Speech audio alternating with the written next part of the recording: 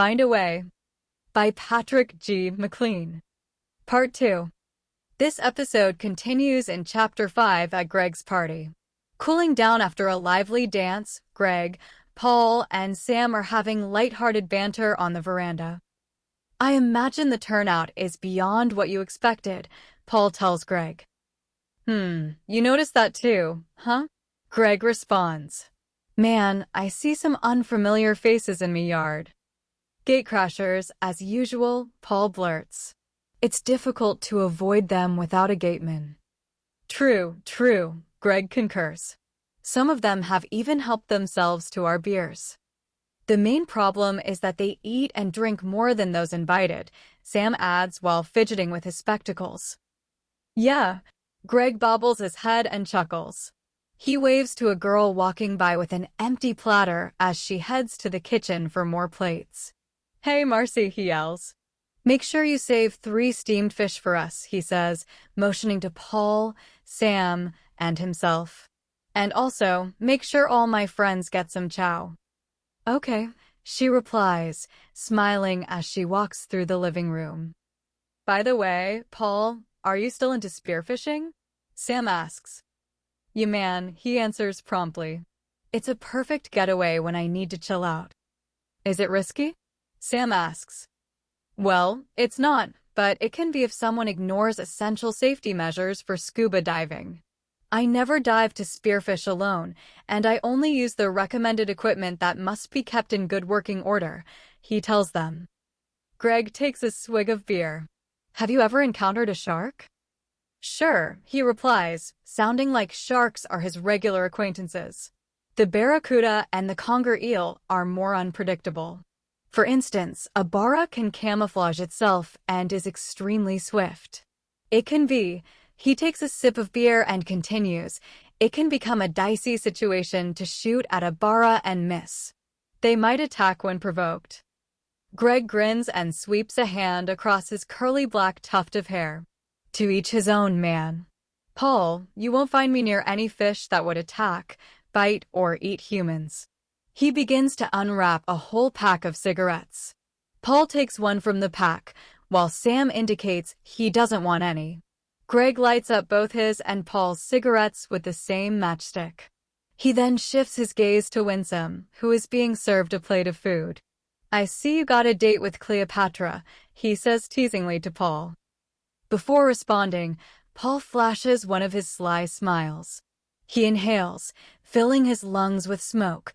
Then he forms an O with his mouth and coolly puffs out white circles. Who? Winsome? Come on, Greg. You should know by now the girls are crazy about me. I'm a smooth track star, so I can date any girl I want.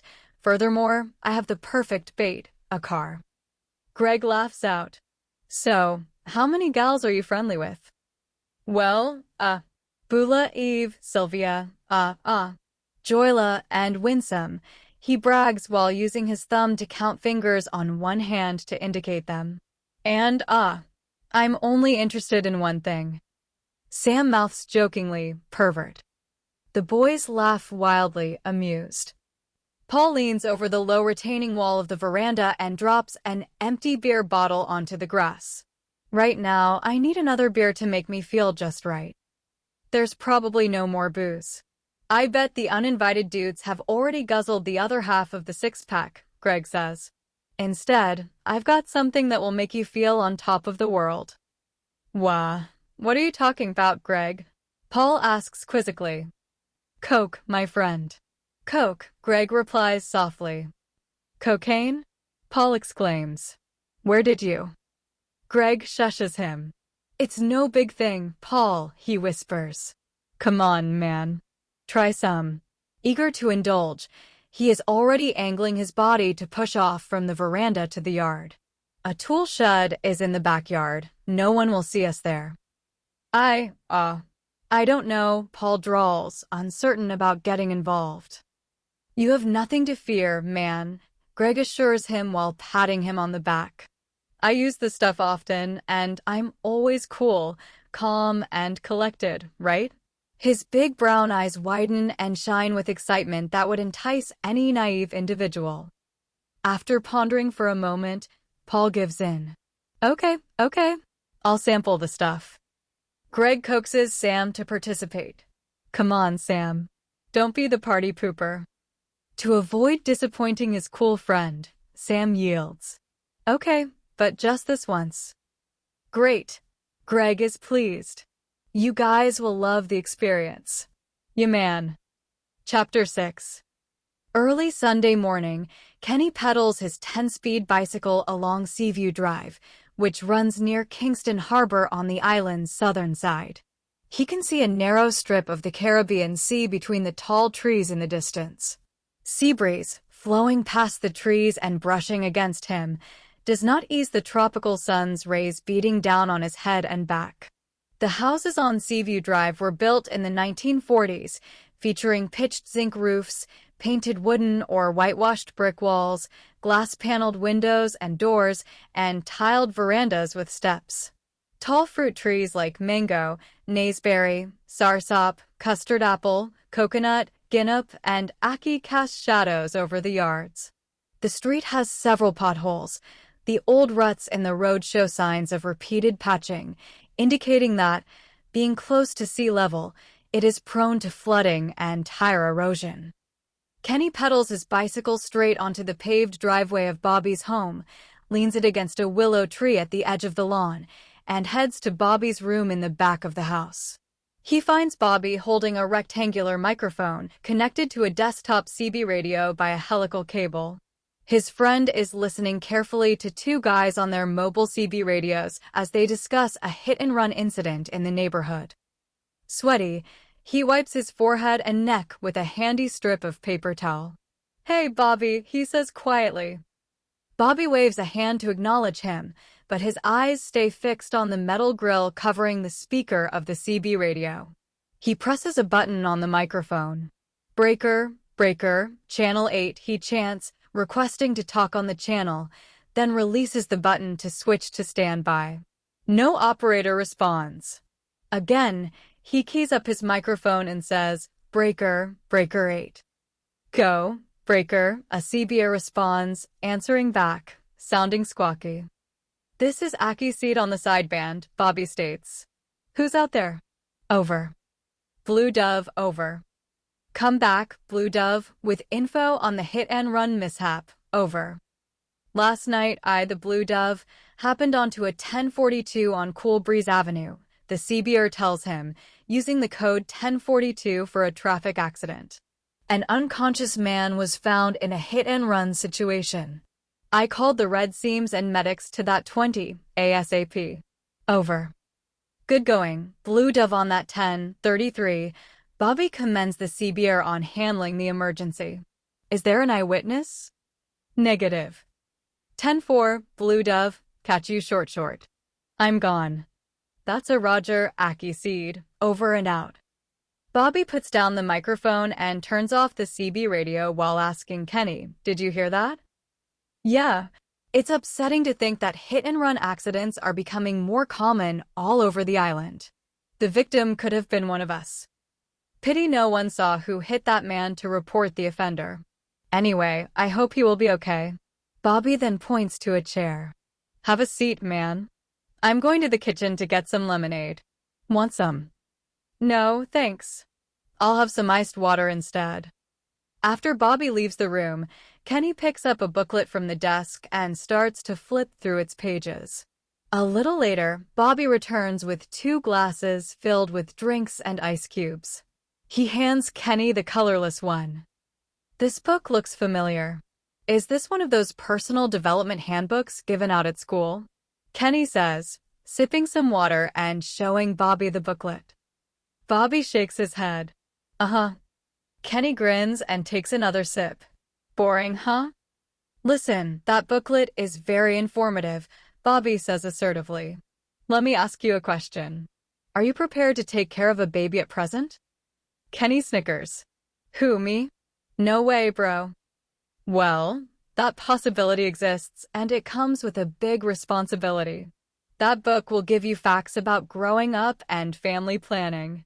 You don't have to rely on hearsay or your mistakes. Instead, you learn about yourself and life. Well, I know I'll be careful when it comes to sex. That's easy to say unless you follow the parson's advice to abstain. Are you aware that many teenagers and young people who become pregnant end up as premature, unmarried parents? And those who contract venereal disease often never imagined it could happen to them. So, the booklet provides guidelines for a healthy, controlled relationship with your main squeeze. Okay, Kenny says, smiling and nodding in agreement. Bobby, you know what? You'll make an excellent guidance counselor. Well, I'm planning to become a psychologist. Good career choice, man. You can keep the booklet, I've already read it. Thanks. I'll definitely read it, Kenny replies earnestly. Now, how about a game of Scrabble? Chapter 7. It's now 3 weeks later, during lunchtime at Crawford High. As usual, the line at the cafeteria stretches from the ordering counter through a wide-open side entrance with folding doors and onto a large outdoor pavement. Kenny stands near the back of the line, where he has a panoramic view of the music room on the north side of the schoolyard, the playing field and gymnasium on the west side, and the science laboratory and several classroom buildings on the south side. In about 17 minutes, he reaches the counter and orders the Tuesday special, stewed beef and rice. Once he pays the cashier, he heads to one of the long tables arranged like train coaches on parallel tracks. Sitting at a table, he spots Winsome and Paul standing at the entrance at the back of the cafeteria. They seem to be arguing. Looking despondent, she walks away, leaving him lost in thought. He leans against the wall, folds his arms tightly, and stares at the ground. Kenny chews on a mouthful of food, wondering what is happening between them. He cannot help but think she might be pregnant, as he recalls a recent rumor about another one of Paul's girlfriends having an abortion a year ago. He frowns as he mindlessly inserts the fork into his rice. It distresses him to imagine Paul being intimate with Winsome. After a little while, Paul walks away. Kenny fixes contemptuous eyes on him until he is out of sight. Paul quickly spots Sam, the tallest boy in the schoolyard, and trots over to him. Sam has been hanging out with 2 male classmates in the shade of a lignum vitae tree near their classroom. Paul pulls him aside and says, "Sam, I need to borrow some money." "Did you forget your lunch money?" Sam asks, fidgeting with his spectacles. No. Paul pauses and heaves a long sigh. "I need $300 by tomorrow.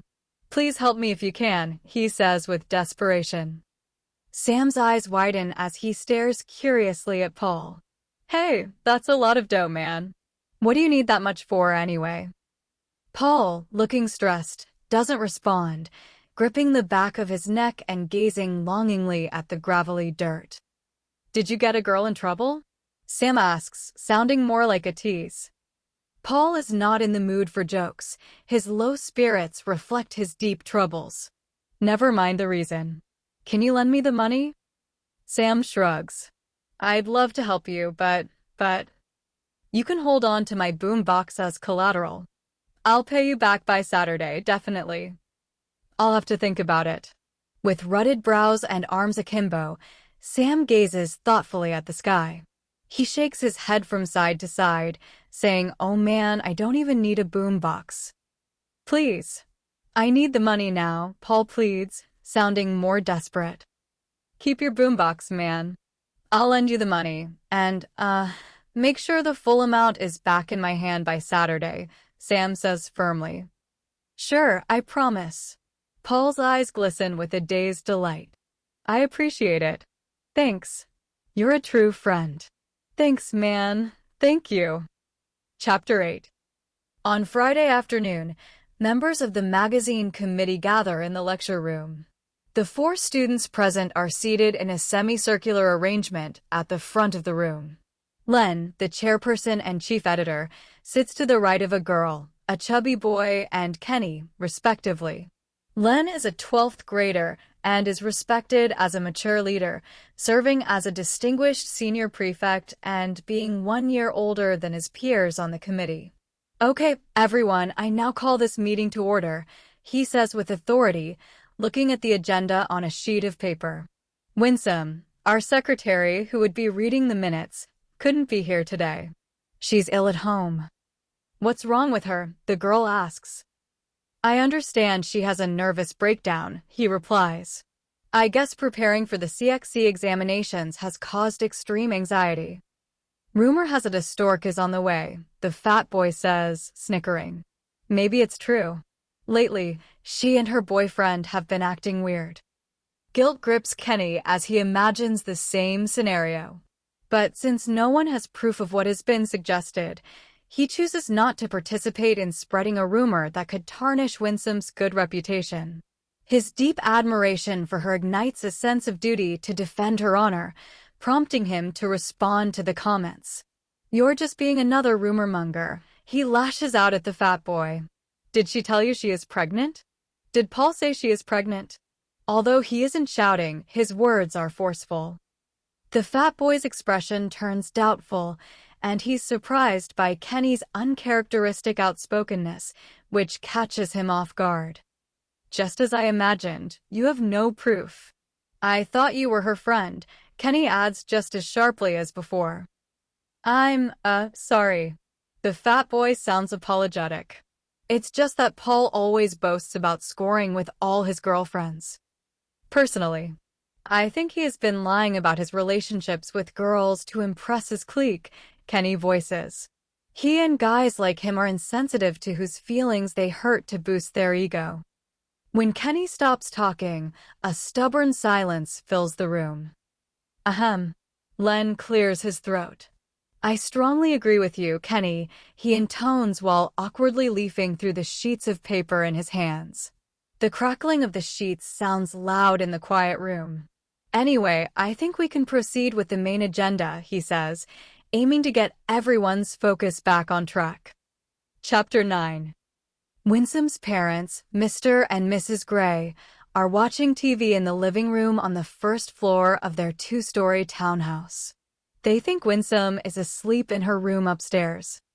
A fleeting sound, seemingly coming from upstairs, distracts Mr. Grey. In wonder, he lifts his gaze toward the ceiling. Did you hear that? He asks his wife, uncertainly. Did you hear Winsome's voice?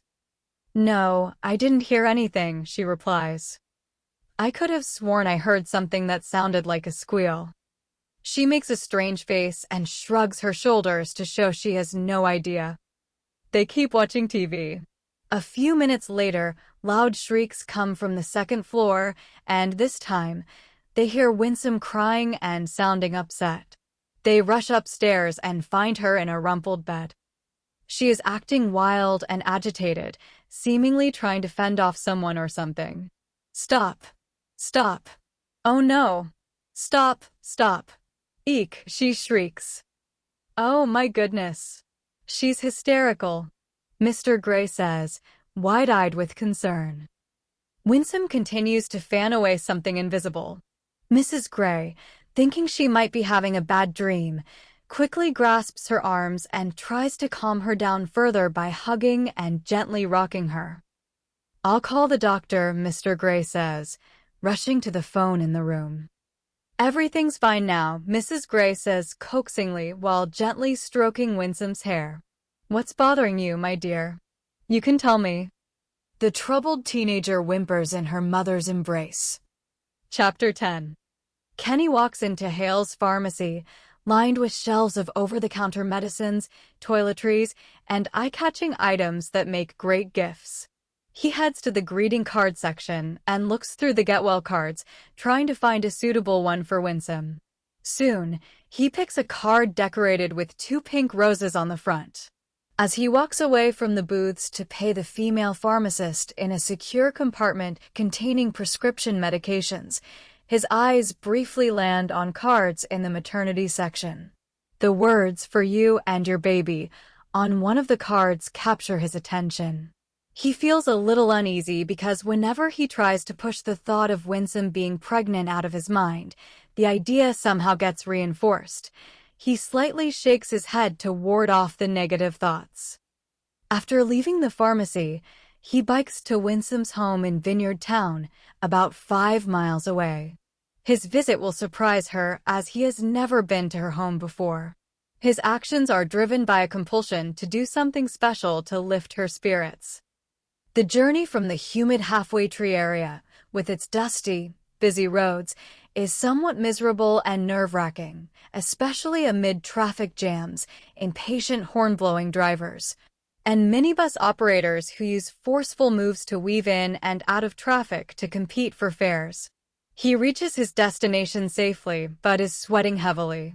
While wiping his brow with his shirt sleeve, a whiff from his armpit shows that his deodorant is still working. As he takes a long, focused look at the 2-story townhouse, his abdominal muscles tighten strangely, making him feel weak and tense. Still straddling the crossbar of his bicycle, he shifts his gaze to the mailbox on the wrought iron gates. He is contemplating what to do. One part of his mind tells him to drop the card into the mailbox to keep things simple, while another urges him to give the card directly to Winsome as planned. He mentally weighs the conflicting thoughts as he sets his bicycle on the grass next to the sidewalk. He decides to complete the mission, having gathered the courage to be at her home. He would love to see her reaction when he gives her the card. He imagines her happy and appreciative of his thoughtful gesture. He picks up a pebble to rap on the gate. Since the area is quiet, he lightly strikes the gate 4 times. Someone on the ground floor peers through the louvers of a window facing the street. "Open the gate and come in," a female voice instructs him. Anxiety overwhelms him. His fingers tremble slightly as he unlocks the gates. He enters the yard and walks self-consciously along the pavement toward the veranda. A bright red rose in nearly full bloom catches his eye from a flower bed next to the pavement. For a split second, focused on pleasing Winsome, he considers snatching the flower to enhance the pink roses on the card. The fleeting thought vanishes as quickly as it appeared when he hears someone opening the front door. His heart races. He straightens up but tries not to look too stiff.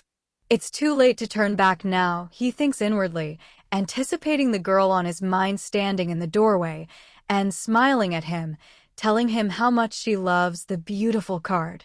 Moreover, he would be thrilled if she touched his arm while saying thanks. A tall, brown-skinned woman in her early 20s appears. She wears a headscarf and a plain dress, the usual outfit for housework. "Can I help you?" she asks politely, holding the door partly open. Despite seeming eager to get back to her chores, a friendly, accommodating smile on her oval face helps ease his tension.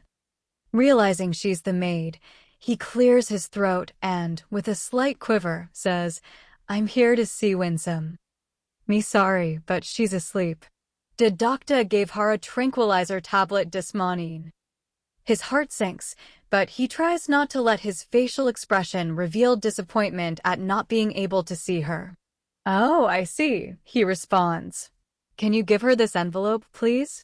Tell her it's from from the magazine committee at school." The maid takes the unmarked envelope, responding, "The magazine committee. All right." Walking away as the maid closes the door, he feels upset about panicking and scared to admit that the unsigned card is from him. He can't believe he claimed it came from the magazine committee. He steps out of the gates and looks up at the cracks between the louvers on the upper floor, wishing Winsome were peering out the window and seeing him. He rides off feeling foolish, like a foolish, foolish fool. Chapter 11. A brilliant sun, blue skies, and white, puffy, segregated clouds set a fine Caribbean Monday morning to start a new week at Crawford High. Kenny glances at his wristwatch and anticipates that in 6 minutes, at 7:30, the school buzzer will sound for the second and final time. After roll call, classes will begin. Lugging a knapsack full of books, he quickens his pace along the concrete footpath leading to his classroom. He enters the room where students are chatting. Sam is sitting at his desk, looking at a paperback book. Bobby, looking amused, leans over his shoulder and peers into the book. "Hi, fellows," Kenny greets them as he walks past to his desk. "Hail, demand Kenny," Bobby replies exuberantly. Kenny lifts the lid of his desk and puts the knapsack in the storage compartment. "Hey, what are you two up to?" he asks jokingly. "What kind of book is that?" "Sam's showing me the zodiac signs compatible with mine," Bobby says with a smile. "Are you familiar with astrology?" Sam asks Kenny, who is now walking up to him. "Well, not much," he responds. "All I know is that it's a kind of fortune-telling based on a person's date of birth." "Yeah, kind of, but mainly based on a theory that astral alignments influence us and events on the Earth in our solar system," Sam says while adjusting his nerdy spectacles. "It is accepted that astral influences causing a red moon are linked to specific prophecies, and, as you know, the gravitational pull of a full moon above the sea will create a higher than normal tide. And, because we're about 63 to 80% water, the phase of the moon and other solar bodies with one's location may have something to do with one's personality. Like how a full moon is linked to triggering erratic behavior and craziness," Bobby says. Kenny grunts, tittering. "Strange. Anyway, I believe no sensible person should take the common, daily horoscope stuff seriously." "No problem, Mon. Want to know which signs are favorable to yours?" Sam tells him. "You'll have a general idea of those compatible with you, especially girls." "Oh yeah," he chuckles, his eyes lighting up, thinking he might get some well-needed pointers on girls. Sam asks, "What's your date of birth?" "February 24th, he replies. "You're a Pisces." "Pisces," the fish, Sam intones, leafing through his book to find the relevant chapter. Here we are. Pisces. Your main compatible signs are Cancer and Scorpio. Hey, take a look at what they say about you and a girl who is a Cancer. You both need emotional security. A very close relationship can easily develop because of a common physical attraction between you, and this." Sam stops abruptly upon hearing the 7:30 buzzer. Students routinely take their seats. "Hey, Sam," Kenny hollers while chuckling as he reaches his desk. "I might borrow the book to read the rest of the text." "Sure, no problem," he replies, chucking the book into the storage compartment of his desk. The teacher, a short, chubby, 30-year-old woman wearing glasses, walks into the classroom. She has a friendly smile as she places 2 large hardcover books and new pieces of chalk on a table in front of the blackboard. "Good morning, class," she says warmly. "Good morning, Miss Roche," the students reply in unison. "And how was your weekend?" she asks them. The usual response is a lively shout of "Good, miss," followed by quick bursts of giggles. The teacher opens one of the hardcover books, the attendance register, and begins calling the names. When she reaches the middle of the list, Paul sluggishly enters the classroom, looking dispirited. "Good morning, Miss Roche," he drawls. The teacher acknowledges with a slow nod and a quizzical stare. "Paul, you're late," she states sharply. He nods. "Sorry, miss," he says glumly. He trudges to the back of the classroom, places his briefcase on his desk, slumps into his seat, and stares blankly at the blackboard. "Paul, are you feeling ill?" she asks with a hint of concern. An eerie silence fills the room. Some students turn to look at him while others listen for his response. "I'm all right, miss. Just personal things on me mind," he replies in a depressed tone. "Paul, I suggest you chat with the guidance counselor," she says. "Miss, I don't need to. I'll be okay." "I hope so," she says. "Anyway, the headmaster would like to speak with you. I'll excuse you from class, so you can see him promptly." "Yes, miss." He lackadaisically picks up his briefcase and saunters out the door. Chapter 12. Paul waits in the reception area near the headmaster's office for his turn to see the person in charge. Fidgeting, he doesn't know what to do with his hands, which seem to have a mind of their own. They fold and slide in and out of his pockets. As if hypnotized, His eyes fix on the word headmaster written in bold black letters on a brown-stained door facing him. The young secretary/receptionist sits at her desk by the door, outside the office. She has a plain face, but tries to look attractive with layers of cosmetics, including rouge, blush, mascara, lipstick, eyeliner, and powder. Her vivid red fingernail polish, strong perfume, and long hair styled in braids also help enhance her makeover. She types a document from foolscap paper with the principal's handwriting while talking on the telephone between her shoulder and ear and chewing bubblegum, all at the same time. After a while, the brown door opens and a slim woman who looks like a worried parent leaves the headmaster's office and the reception area. "Paul, you can go in now to see Mr. Morrison," the secretary says, holding the telephone handset away from her head and gesturing with her free hand toward the brown door. Slowly, he walks past her desk and enters the office. "Good morning, sir," he says in a feeble voice to a slim, 50-something, dark-skinned man with a wrinkled brow and a big nose. For him, the room grows noticeably quiet when he closes the door, and it smells like a bookshop, as the air is filled with the lingering sense of printer's ink and glue on newly bound textbooks. Moreover, it feels like a courtroom, and the headmaster resembles a judge in his black suit and necktie. "Paul Henry," the man in black says stiffly, staring across his large desk, which has a neat stack of files in manila jackets, probably for those scheduled for a hearing. "Yes, sir," he responds, sounding like a defendant. "Have a seat."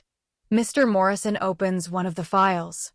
He adjusts his wire-rimmed spectacles just below the bridge of his nose, reviews the file's contents, and occasionally glances over the top of his spectacles at him. He removes his spectacles and looks steadily at the teenager. "Paul Henry," he says, restrained but with furrowed brows. "Your overall behavior has become a concern. You were once a model student, but your grades have declined lately. As a promising track team member, I understand that your attendance at training has become irregular. Paul, you were a credit to your alma mater, excelling in both academics and sports. You have fallen from that position for some reason. Is there an explanation for your academic decline and lack of responsibility?" Paul, looking crestfallen, gives him a blank expression. Mr. Morrison continues, "Paul, there must be a reason you're acting out of character, and looking at you, I can tell you're under stress. Once you allow stress to control you, it will destabilize your emotions and jeopardize your health. Bottling problems inside can also lead to repressed emotions that result in impulsive decisions. Paul, the best way to manage supercharged emotions is to confront the issue, even if only by talking about it. Now, is there anything you'd like to share with me?" "No, sir," he replies weakly. "Would you rather talk with the guidance counselor?"